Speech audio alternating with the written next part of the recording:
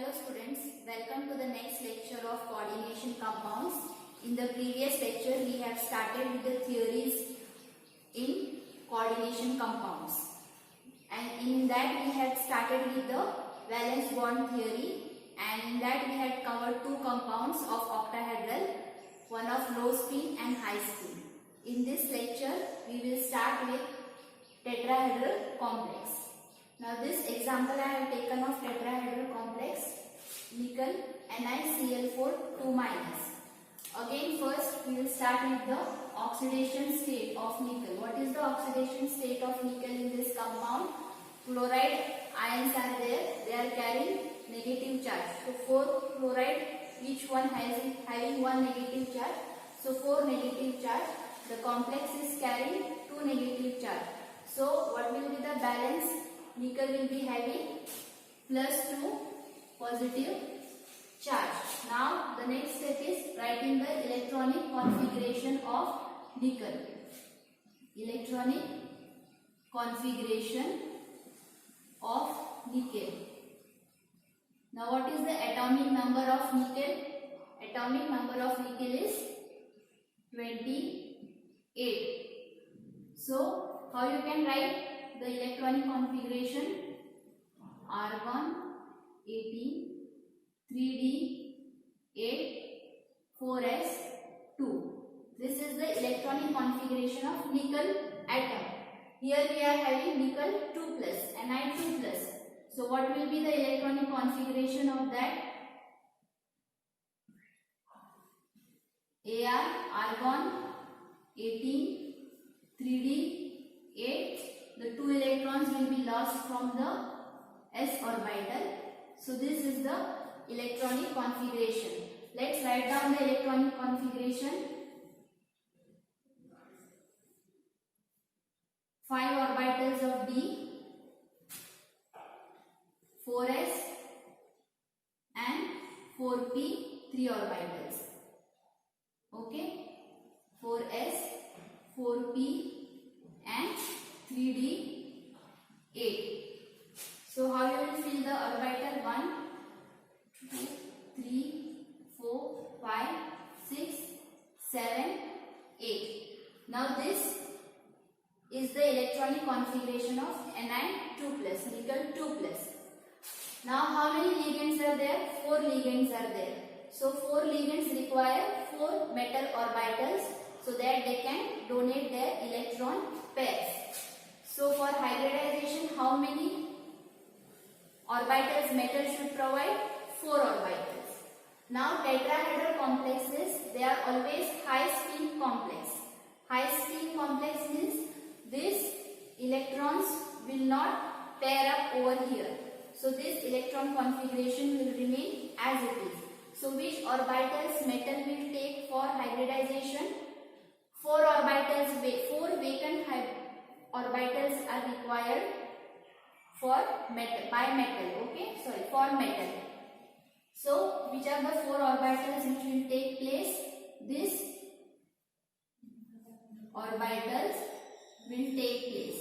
We have yesterday seen the table that for tetrahedral geometry, what is the hybridization?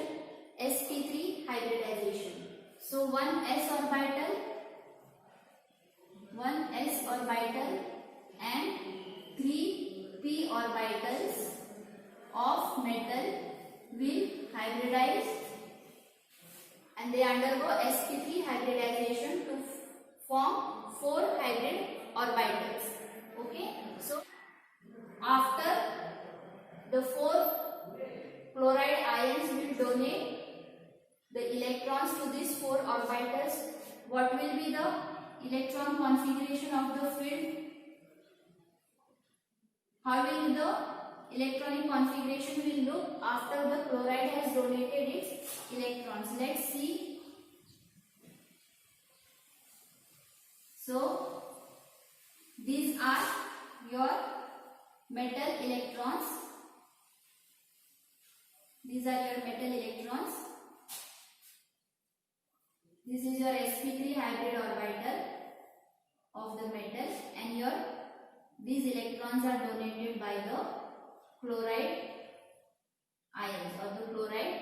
ligand. So this will be the electronic configuration of the complex. Now we have seen that sp3 hybridization shows what type of geometry? Tetrahedral geometry. So we know that this nickel complex will have tetrahedral geometry. Now next find out the character, whether it is diamagnetic or paramagnetic. Now the complex is having two unpaired electrons. Two unpaired electrons are there. Two unpaired electrons. These are the two unpaired electrons. Okay, these are the two unpaired electrons. Therefore, hence the complex is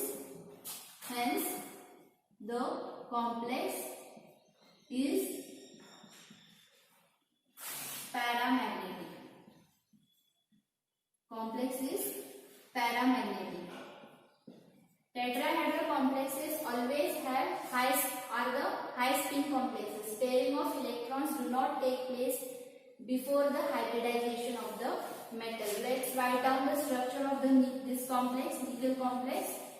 We have said that it is tetrahedral, having tetrahedral structure. So how you will write the structure? Nickel at the center, and these are the four bonds formed by the four chloride ligands. This is having 2 minus charge. So this is the structure of NiCl4 2 minus complex, tetrahedral complex. Now moving to the next, that is square planar. Ni square planar, VBT theory in square planar complex. Square planar complex. The example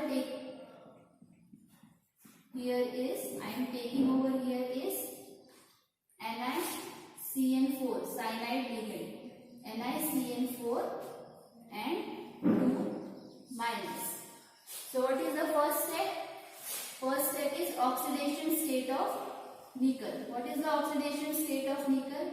Like in the previous example, there were chloride having each monodentate ligand 1 negative charge was carried. Similarly, cyanide is also monodentate having 1 negative charge each. The complex as a whole is carrying 2 negative charge. So what will be the oxidation state of nickel? Oxidation state of nickel is 2 plus. Electronic configuration we have seen. Now I will directly write down because we have written it in previous example. So electronic configuration, we have seen nickel 2 plus, atomic number is 28. What it is? Argon 18, 3d 8 and 4s 0. This I have written of nickel 2 plus. Now we will write down the electronic configuration. 3d 8, 5 orbitals of d. This is 4s orbital and this is 4p orbital. Electrons are in d orbital. 1, 2, 3, 4, 5, 6, 7, 8. Okay, 6, 7, 8. Now here cyanide, this square planar complex, here the electrons will get pair up before the hybridization. How many ligands are there? 4 ligands are there. So these ligands, how many metal orbitals are required by them to donate their electrons? 4 orbitals of metal are required. But due to this cyanide ligand, this pairing of electrons will take place in the metal. So these electrons will occupy now. We will write the electronic configuration of 3d8 now. What it will be? 1, 3, 4, 5, 6, 7, 8. Now you have one vacant d orbital of 3d. One s orbital and how many orbitals are required by the ligand? 4 orbitals. 1 d orbital is there. So what hybridization the metal will undergo? dsp2. 1 d orbital, 1 d orbital, 1 s orbital and 2 p orbitals. 2 p orbitals. So what will be the hybridization? dsp2 hybridization. Yesterday we have seen in the chart that when the coordination number is 4, you can either have tetrahedral structure or square planar structure. If you are having square planar structure, what will be the hybridization? Hybridization will be dsp2. So the metal over here will undergo dsp2 hybridization. Now after the complex formation, when the ligands donate electrons, where will they occupy electrons? They will occupy this orbitals. Okay, so these electrons are nothing but electrons donated by your which ligands? Cn minus ligands. 4 Cn minus ligands are there. So these orbitals, the electrons occupy cyanide, electrons donated by the cyanide ligands will occupy the dsp2 hybridized orbital formed by the metal. Now what is the structure of this complex? It is square planar. Now here you can see all the electrons are paired. All electrons are paired. Or electrons are paired, or you can say no unpaired electron in the complex, no unpaired electron in the complex, hence the complex is diamagnetic. The complex is diamagnetic. Let's write down the structure. It is having square planar structure. So again nickel in the center,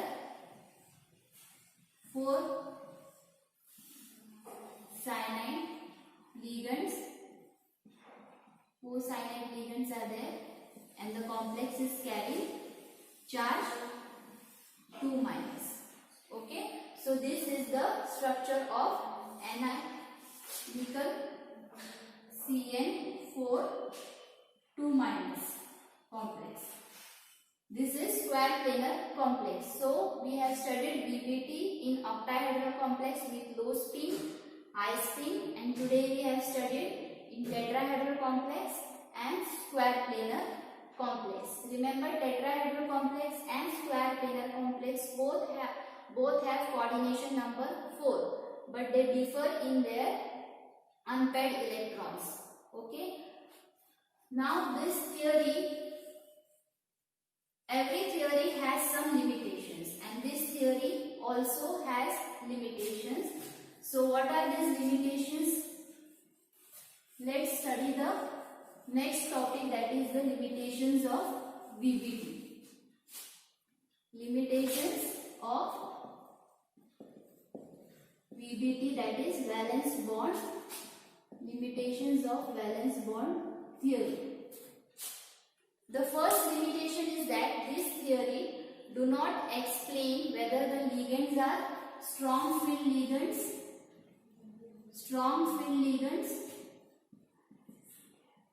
or weak field ligands.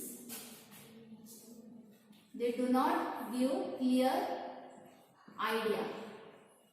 They do not give clear idea about the ligands. Neither they give clear idea whether the complex is low spin or high spin. The complex is low spin or high spin. They don't give the idea. This is the first limitation.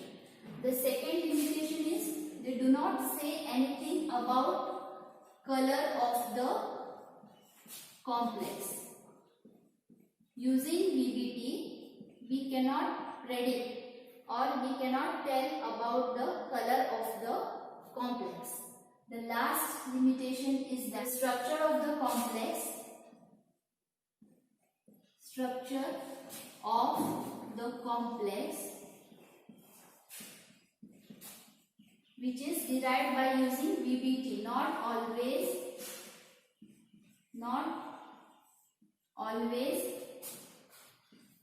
complies with that of experiments. Okay. So whatever structure we derive using the VBT theory, if we derive some structure of this, if we say this complex has got this structure according to VBT, and if experimentally we have found out then they do not match, some contradiction is found. So these are the three limitations of VBT. They do not tell anything about the strong field ligands or weak field ligands. Hence they do not clearly state that whether the complex is low spin or high spin.